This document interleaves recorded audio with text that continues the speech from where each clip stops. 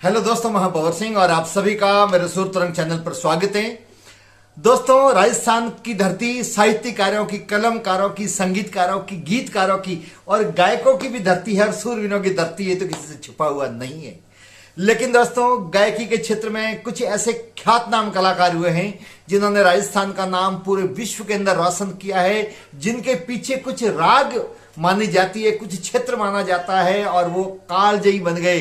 उन गीतों को कभी भुलाया नहीं जा सकता और उनके गानों को सुनते हैं तो भाव विभोर हो जाते हैं। दोस्तों, जब मैं जिसके बारे में वर्णन करने जा रहा हूं, उस कलाकार के बारे में जब मैं पढ़ रहा था, सुन रहा था, देख रहा था, तो इतने सारे आप लोगों के कमेंट्स आए, मैं भी खुद भी भाव विभोर होते जाता हूं कि आज भी कोई कमी नहीं है।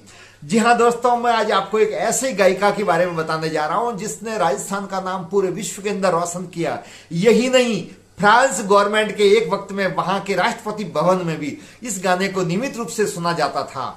और दोस्तों, इस गायिका को 1982 के अंदर पद्मश्री सम्मान से सम्मानित किया गया, अनेक पुरस्कारों से नवाजा गया। इसकी गायकी को सुनकर के और इसके गीत के जो गाने का अंदाज है वो सुनकर के व्यक्ति दंग रह जाता है, भले वो किसी भाषा भाषी क्षेत्र का रहने वाला हो। लेकिन इसके गायकी की जो तहजीब, तमीज और आरोह अवरोह से जिस प्रकार से गाया है वो काबिले तारीफ है, वो बुलाया नहीं भूल सकता। और न भूतो न भविष्य तो न इनके जैसा कोई हुआ है, न इनके जैसी कोई गायिका होगी।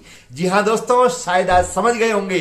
आज मैं आपको बताने जा रहा हूं हमारे राजस्थान के, पश्चिमी राजस्थान के बीकानेर की सुप्रसिद्ध लोकप्रिय माड राग की गायिका, जिसको मरु कोकिला भी कहा गया, अल्लाह जिलाई बाई के बारे में बताने जा रहा हूं। तो आइए दोस्तों, आपको मैं उनका पूरा जीवन परिचय बताता हूं और उनके बारे में जानकारी देता हूं। अल्लाह जिलाई बाई का जन्म 1 फरवरी 1902 को जयसिंह देसरा मगरा, बीकानेर रियासत, तात्कालिक बीकानेर रियासत के एक छोटे से गांव में हुआ था।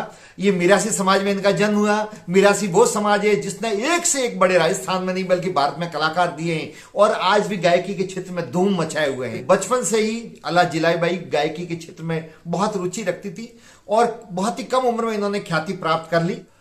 अल्लाह जिलाई बाई माड राग में तो बहुत ही शानदार गाती थी। इसके अलावा ठुमरी, ख्याल, दादरा में भी पारंगत थी। शायद उनका सबसे प्रसिद्ध टुकड़ा केसरिया बालम जो गीत है बहुत ही शानदार है, जो उनके द्वारा गाया गया था। इसकी भी एक अलग कहानी है जो मैं आपको, दोस्तों, केसरिया बालम गीत की भी एक अलग से कहानी है जो मैं आपको और कभी अलग से बताऊंगा।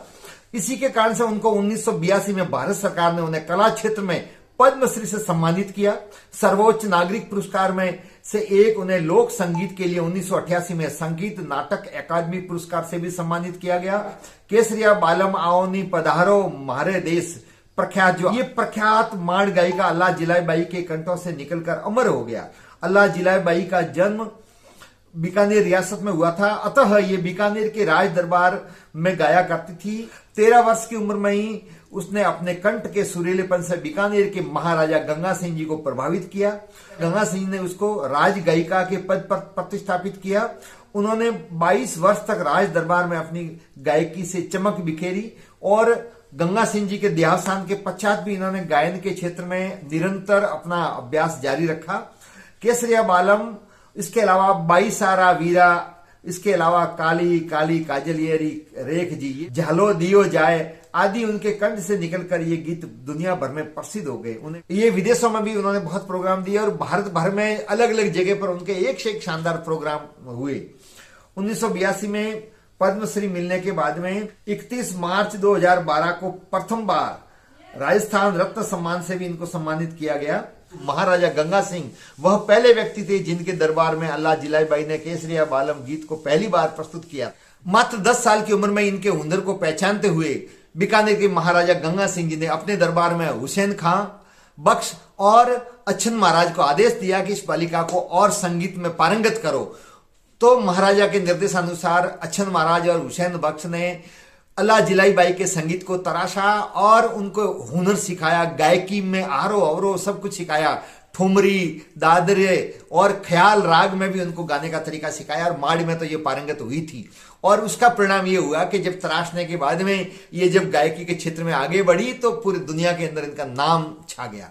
उसके बाद में ऑल इंडिया रेडियो द्वारा उनको आमंत्रित किया गया, जिसको उन्होंने सहर्ष स्वीकार किया और रेडियो पर इन्होंने गाना आरंभ कर दिया, जिसमें आकाशवाणी जोधपुर हो या भारत के विभिन्न प्रकार के रेडियो स्टेशन हो, वहां पर गाने आने लग गए। और इनके गाने को सुनने के लिए लोग घंटों इंतजार करते थे, टकटकी लगा करके सुनने के लिए व्याकुल रहते थे कि कब अल्लाह जिलाई बाई का गीत आए। मैंने भी खूब सुना, आपने भी खूब सुना और इतना मधुर कंठ में गाते थे कि समा बंध जाती थी। अब इसके बारे में क्या कहा जाए, संगीत की तारीफ में कोई शब्द नहीं है। इस प्रकार से ये इतना जैसे नफी तुली भाषा में जैसे एक एक मोती माला में पिरोए जाते हैं, इस प्रकार से शब्दों को गीतों के माध्यम से पिरो करके ये गाती थी। रत्ती भर का कहीं पर भी आरो अवरो में कहीं फर्क नजर नहीं आता था, ऐसी मधुर गायकी। और उनके द्वारा गाए गए कुछ गीत तो काल जी, जिसमें केसरिया बालम तो हमारे राजस्थान का एक राज्य गीत भी है, बहुत प्रसिद्ध हुआ, ये प्रतीक बन गया। जब गंगा सिंह जी महाराजा द्वितीय विश्व युद्ध में बहुत बड़ी एक सेना लेकर के लड़ने के लिए गए थे, उनकी अनुपस्थिति में काफी समय तक दरबार सुना सुना रहा तो हृदय द्रवित हो गया। और हृदय द्रवित होकर के भावुकता में जो गीत बना और उनको आमंत्रित करने के लिए कहा गया कि केसरिया बालम आओ नी पधारो हमारे देश, तब ये गीत बन गया जो गीत अमर हो गया। वहां अल्लाह जिलाई बावा क्या आपने गाया है। उसके बाद में असंख्य लोगों द्वारा गीत गाए गए, आज भी गाए जाते हैं, लेकिन भूतो न भविष्य तो अल्लाह जिलाई बाई का कोई मुकाबला नहीं है। जो मेरे संगीत प्रेमी दोस्त ये जो सुन रहे हैं मेरी बात को, मैं आप सभी से भी निवेदन करूंगा, एक बार जरूर अल्लाह जिलाई बाई को सुने, उसके बाद में आप दूसरों को सुनना इस गीत के रूप में पसंद ही नहीं करोगे। तो इस प्रकार की ख्याति मिली। उसके बाद में कैसेटें आने लगी, तो कैसेटों में टैप रिकॉर्ड पर खूब लोग इसको सुनते थे। मैंने भी खूब सुना, मेरे पास में भी कैसेटें अब भी है। ये टैप रिकॉर्ड आप देख रहे हैं, इस टैप रिकॉर्ड में सुनता हूं। और उसके बाद में ख्याति प्राप्त हो गई, तो ये देखते ही देखते दिन दुना और रात चौगनी प्रगति करने लगी।